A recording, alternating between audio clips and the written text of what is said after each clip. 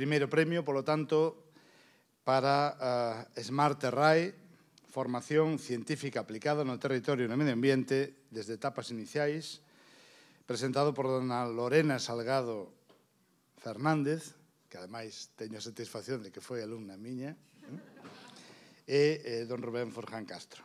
Entón, fai a entrega deste premio o vicerrector Francisco Fraga.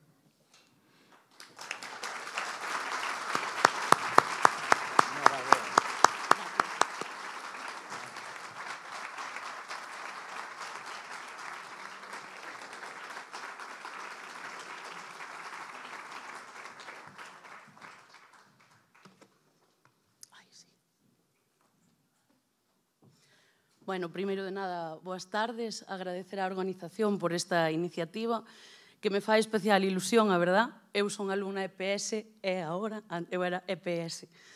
E nada, moitas gracias e sobre todo ao xulgado por creer que Smart Terrae é merecedor deste premio. Nos creémolo, pero vos tamén é sempre unha satisfacción. En segundo lugar, gustaríame decir que o meu compañeiro Rubén non pode estar aquí, gustaríalle moito, pero bueno, que vos manda as súas gracias. Que é Smart Terrae? Smart Terrae, ao final, é unha proposta de ciencia aplicada ao territorio e á aula, conectando a mocidade ao territorio con ciencia real. Smart Terrae é unha metodoloxía de ensino-aprendizaxe que actúa como ponte entre as aulas e a xestión do territorio e o medio natural, aprendendo facendo en contextos reais, compartindo resultados coa comunidade e cos actores do territorio e conectando o coñecemento escolar con retos, sobre todo, locais. Cal é o problema? Por que surxe Smart Terrae? Rubén e eu traballamos xuntos fai 10 anos e un día démonos conta que non estábamos sendo capaces de responder á pregunta de onde están os futuros xestores medioambientais e territoriais. Non hai relevo. Por qué? Porque a mocidade amosa unha desconexión con retos ambientais e territoriais da súa contorna. Esta desconexión é estendida tamén aos estudantes que serían o futuro persoal de xestión, o que provoca unha merma nas vocacións técnicas e científicas de xestión ambiental e territorial. Cal é o problema? Que veremos unha merma a curto prazo nas capacidades de xestión do territorio, unha peor resposta ás crisis ambientais e decisións menos informadas e xustificadas. Cal é o obxectivo de Smart Terrae? Conectar aula e territorio con ciencia aplicada. Activar as famosas vocacións STEM, pero todas elas aplicadas ao medio ambiente. E comunicar en aberto e crear alianzas duradeiras. Como pretendemos facer isto? Ou vámoslo tentar? Levando problemas reais ás aulas e devolvendo resultados úteis á sociedade, a través de proxectos de colaboración con centros externos, centros de educación externos á universidade, e coa realización de traballos final de grado e máster. Outra das partes é a difusión pasiva, que xa comezamos a facer, pero nunha forma moi inicial, en redes sociais. É a defensa dos proxectos en foros científicos. Pero esa defensa non é por parte de nós. Nós somos os fundadores, a semente, pero todos os alumnos que se involucran con un proxecto son Smart Terrae e son os que van defender. Eles o diseñan, eles o executan e eles o defenden. Que vai isto? Que crean como un vínculo real co proxecto.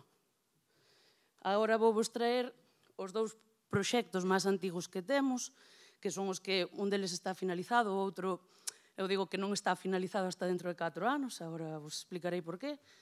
Os dous proxectos máis antigos. O primeiro deles foi un proxecto de colaboración con alumnos de primeiro de bacharelato dun instituto de Mieres. Que facían eles? Eles, vinculado á economía circular, transformaban residuos do seu horto escolar en ácido levolínico, que é un composto de alto valor añadido.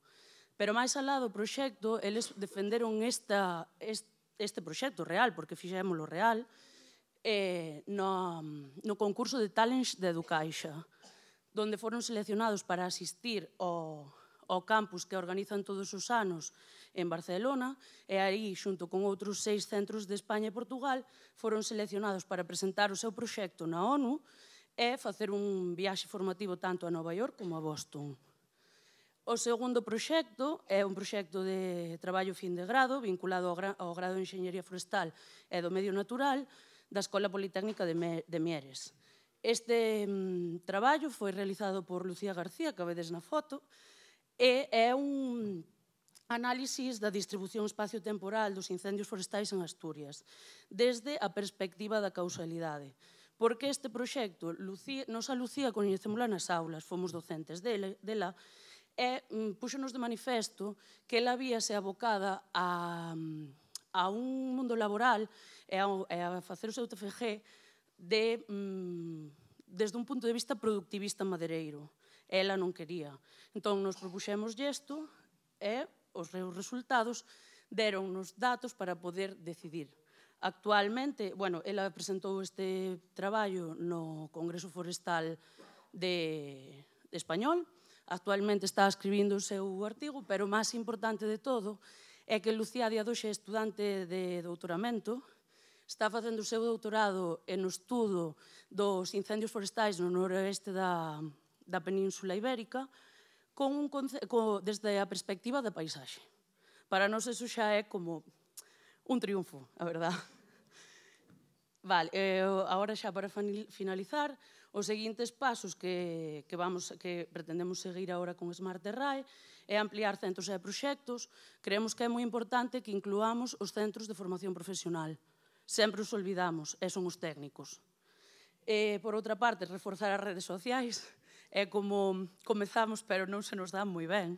E ao final a poboación obxectivo vive coas redes sociais. É unha forma de difusión pasiva, pero ao final é unha difusión continua. E, para finalizar, o seguimento a longo prazo destes alumnos para ver se realmente no tempo isto ten unha pegada. Moitas gracias a todos pola vosa atención. E xa.